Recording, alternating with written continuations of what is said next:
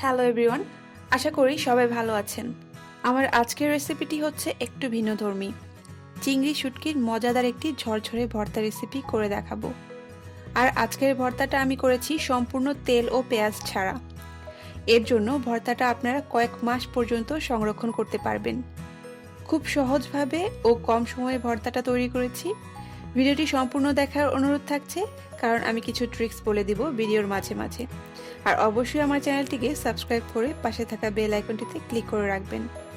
তো আর দেরি না করে দেখে নিই রেসিপিটি। আমি 100 গ্রাম চিংড়ি নিয়েছি। প্রথমে চিংড়িগুলো ধুয়ে নিয়েছি ভালোভাবে, তারপর রোদে শুকিয়ে নিয়েছি। খেয়াল রাখবেন যেন কোনো প্রকার বালি না থাকে। বালি থাকলে বা ভালোভাবে পরিষ্কার না করলে খেতে ভালো লাগবে না। এখন একটা প্যান গরম করে 2 টেবিল চামচ রসুন কুচি দিয়ে দিচ্ছি। রসুনগুলো লালচে ও মচমচে করে ভেজে নেব। রসুনগুলো লো আঁচে রেখে অনবরত নেড়েচেড়ে ভাজতে হবে। আর অবশ্যই খেয়াল রাখবেন কোনোভাবে যেন কালো হয়ে না যায় আর পুড়ে না যায়, কারণ পুড়ে গেলে ভর্তাটা খেতে একটু তিতা লাগবে। রসুন একটু পাতলা করে কেটে ভাজতে হবে, তাহলে তাড়াতাড়ি ভাজা হবে। রসুনগুলো হয়ে গেছে। এখন 7 থেকে 8টা শুকনো মরিচ টেলে নিচ্ছি। এই ভর্তাটা একটু ঝাল হলে বেশি ভালো লাগে। তারপরও যে যেরকম ঝাল খান সেইভাবে মরিচ দিবেন।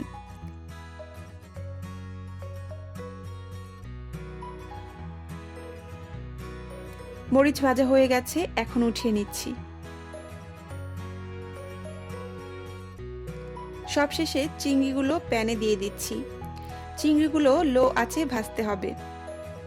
হাই বা মিডিয়াম আঁচে ভাজা যাবে না, তাহলে খুব তাড়াতাড়ি পুড়ে যাবে। চিংড়ির এই ভর্তাটা যেহেতু ড্রাই, তাই খুব সহজে আপনারা এটাকে এয়ারটাইট বক্সে রাখতে পারবেন 1 থেকে 2 মাস। আমার মনে হয় এতদিনও লাগবে না, কারণ এই ভর্তাটা এতই সুস্বাদু যে 1 মাসে শেষ হয়ে যাবে। আর অবশ্যই ফ্রিজের নর্মাল চেম্বারে রাখবেন, তাহলে ভালো থাকবে। আর গরম ভাতের সাথে এই ভর্তাটা খেয়ে দেখবেন অনেক ভালো লাগবে। এভাবে কয়েকটা চিংড়ি হাতে নিয়ে চাপ দিলে গুঁড়া হয়ে গেলে বুঝতে হবে চিংড়িটা ভাজা হয়ে গেছে। আর নামিয়ে 5 মিনিট রাখলে পুরোপুরি মচমচে হয়ে যাবে। এখন সবগুলো উপকরণ একসাথে গ্রাইন্ড করে নিব। তো তৈরি হয়ে গেল ঝটপট মজাদার চিংড়ি শুটকির ভর্তা। অনেকের কাছে হয়তো নতুন, আবার অনেকে হয়তো জানেন এই রেসিপি। যাই হোক, আশা করি আপনাদের ভালো লেগেছে। ভালো লাগলে একটা লাইক হয়ে যাক, আর অবশ্যই শেয়ার করতে ভুলবেন না। ভালো থাকবেন সবাই।